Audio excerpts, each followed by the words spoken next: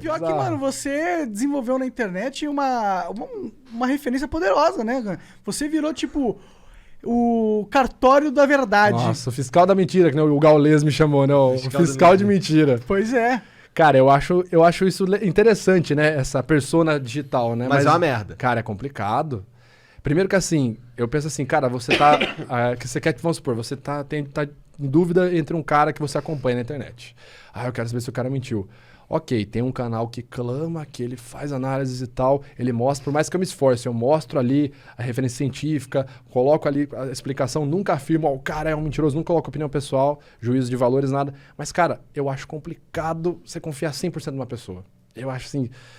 Se eu tivesse no lugar do público, eu não confiaria 100% em mim. Até porque a própria precisão do meu estudo ela não é 100%, né? A precisão mais alta que você pode atingir, isso que se tem de registro em detecção de mentiras com um protocolo científico, né? No artigo Detecting Deceit via Non-Verbal Behavior, do Aldert Vrij.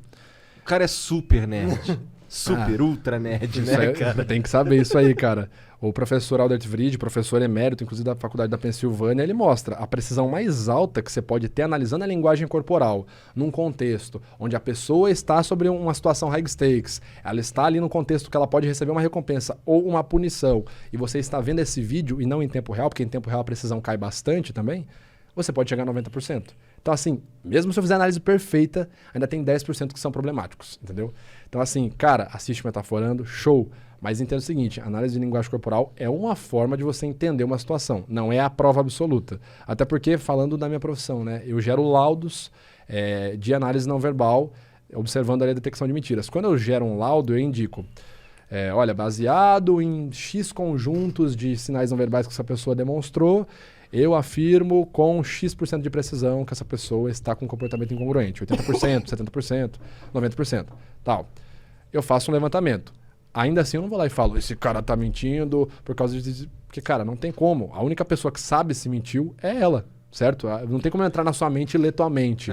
E mesmo que eu gere esse laudo, putz, Vitor, maravilhoso, acabou, prova, caso encerrado. Cara, é um elemento de uma peça jurídica. Um laudo, ele é um elemento. No Brasil não existe prova absoluta. No Brasil, falando no direito, a última palavra é do juiz.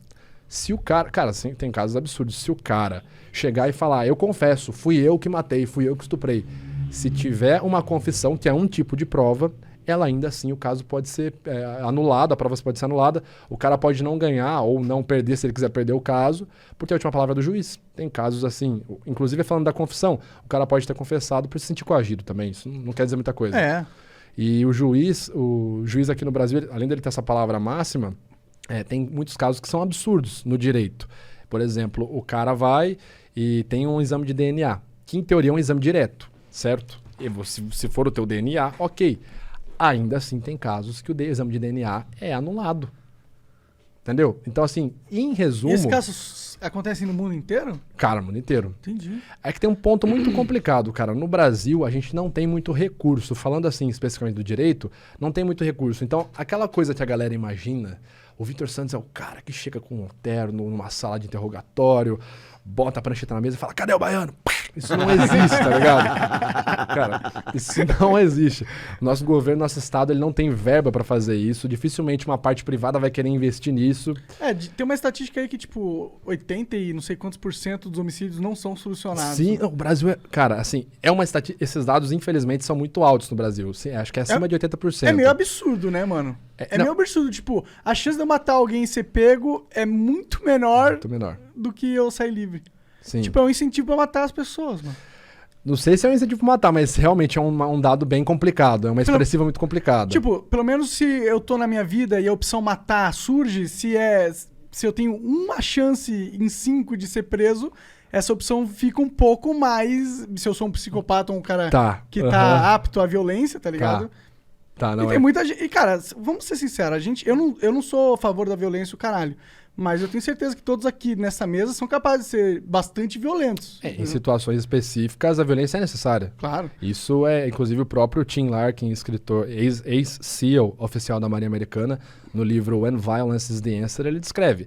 Existem pequenas situações que talvez a maioria das pessoas não passe na vida, ok? Pequenas situações, As que passarem irão passar no máximo uma, ou raramente uma outra pessoa irá passar no máximo as duas, que é quando a sua vida é diretamente ameaçada. Nesses casos onde sua vida está diretamente ameaçada e onde a violência é aplicada, você deve reagir de forma muito mais violenta. Então, em alguns casos super específicos, né? Mas por exemplo, não um comportamento violento. Vou dar um exemplo polêmico aqui, né? Olha lá.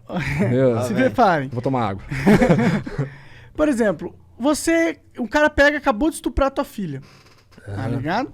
E aí eu sei que eu tenho uma chance em 5 de ir preso se eu matar esse cara. É crime passional. Pode ser visto como crime passional. Ok, mas eu tenho certeza que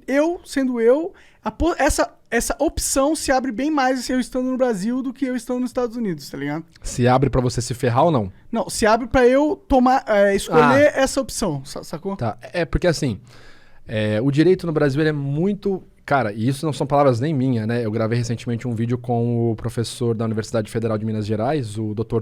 Túlio Viana, e ele fala, o direito do Brasil é muito conservador, ainda. Então ele vai se apegar a vários outros conceitos. Vou te dar um exemplo. Isso que você está falando, aconteceu um caso real, exatamente essa situação que você descreveu. Se eu não me engano, no Texas, em 2017, 2018. O cara chegou na casa dele, a filha dele, acho que adolescente, enfim, jovem, criança, estava sendo estuprada. Ele cobriu o cara de porrada, depois finalizou com um tiro na cabeça, no Texas. Ele só ligou pra polícia buscar. Então assim, tá certo, tá errado? Não, o ponto aqui é a diferença da aplicação da lei, certo? Nos países e inclusive nos estados, né? Pegando o próprio Texas como exemplo, se você observa ali a legislação armamentista, né? Por exemplo, a lei do desarmamento, tem várias situações diferentes, mas por exemplo, nos Estados Unidos, isso é regulamentado nos estados. Então, por exemplo, no Texas... aspas, quase todo mundo pode ter uma arma. E, assim, não é muito difícil. Você chegar lá com seus documentos de identidade, tiver tudo ok, quero uma .40. É igual comprar balas. Quer pegar munição a granel?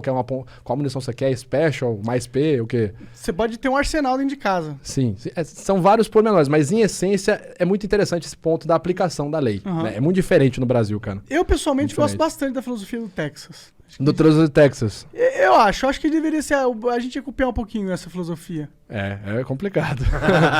complicado. Eu vou tomar mais água.